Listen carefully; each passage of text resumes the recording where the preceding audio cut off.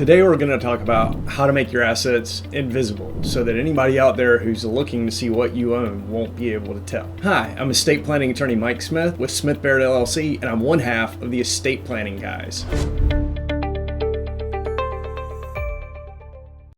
So frequently we have clients come in who are interested in trying to make themselves appear invisible. Why would you want to do that? Well, believe it or not, there are people out there and lawyers out there who are looking for opportunities to file a lawsuit to try and collect money from somebody who has a lot of assets. You can have kind of a target on your back if you've acquired assets. And many times these lawsuits can be frivolous. So one of the things about me is that before I was an estate planning attorney, for a period of time, I was a collections attorney. So I was responsible for trying to collect judgments against people who had lost in court. And so I have sort of a unique perspective on how you can make your assets invisible and reduce the chance that you're going to be a target for a predator out there. So first we need to talk about how your assets are titled and listed and which ones are public and which ones are private, because it's important to understand that some of your assets are not going to be subject to any kind of public search anyway. And then we can talk about what assets are subject to a public search and how we can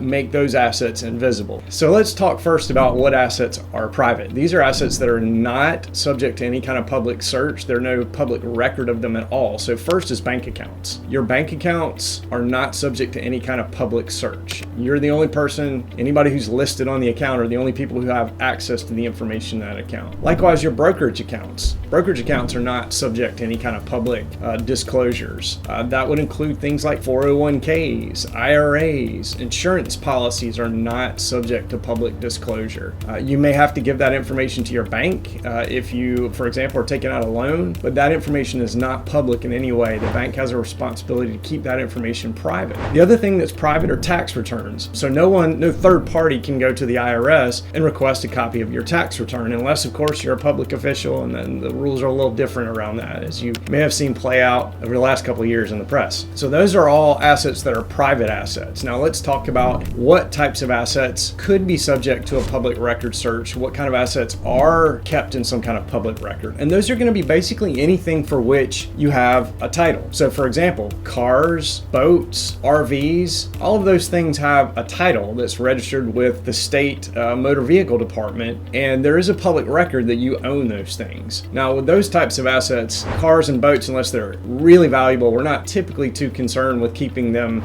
private, keeping them hidden, because most folks, when they buy assets like that, typically have a loan on it.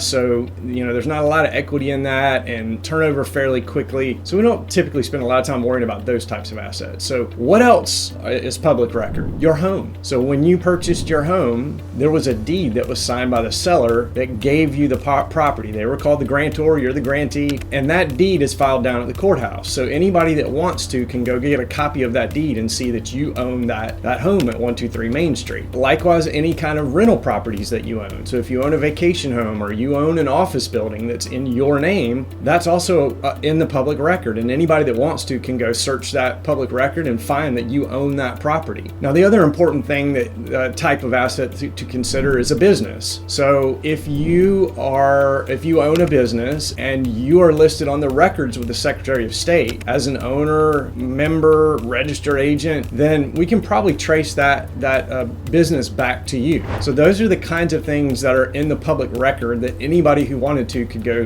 search up and find out about you. Now let's talk about ways that we can make them invisible so that when someone searches that public record, they don't find that information. So the first thing is that we can use what's called a land trust, and that's just a simple trust that's set up to hold your personal residence. The trustee will we typically want that to be an LLC. That LLC we may put in a state like Wyoming. Wyoming has great asset protection laws around their LLCs, and there's no information that needs to be disclosed about an LLC in Wyoming. So no one can tell who the owners are. The registered agent is going to have to be a company in Wyoming, so no ties back to you there, and it doesn't disclose any of the beneficial interests in the LLC. So Wyoming is a great state for that. The LLC can then serve as the trustee for the land trust. trust. So we now have your personal residence inside a land trust. It's a grantor trust. So Garn St. Germain federal law says that a transfer to a grantor trust does not violate any clause in your mortgage. So that's totally okay to transfer that into a land trust. And we have this LLC that's acting as the trustee of the land trust, which has no ties back to you. So now we're able to make that home, and we're able to make who owns the home invisible. So nobody searching the public record is going to find your name connected with that home. Now, with respect to rental properties or vacation homes, we might use LLCs for those as well. There's different types of entities we can use, but we are going to use an entity, probably in a state like Wyoming, where we don't have to disclose any information about who the owners are or who set it up or who the registered agent is. That way, if somebody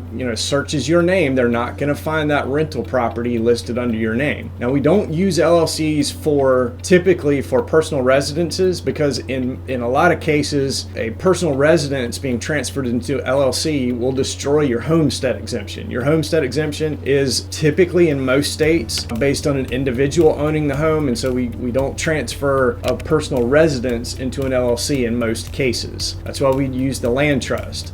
With respect to a rental property, you don't have a homestead exemption on that, so an LLC is a perfect box for that asset. We can use the land trust there too. There's other kinds of entities like partnerships and corporations that we could use as well, and it really depends on the specific circumstances as to what the choice will be there. But the point is, we're going to put that rental property into a box, and that box will not be connected to you in any way, so anybody searching the public records under your name is not going to find that rental property. And the last big category of assets that we need to consider are businesses. So in some states, if you own a business, you have to disclose that you're one of the owners of that business. In other states, that's not necessary. So typically we'll use an LLC for a business, and then in states where you have to disclose, we may set up a separate Wyoming LLC that will serve as the manager of the LLC holding the business. And then ultimately, that way we can cover the situation in a state where you have to disclose the managers of the LLC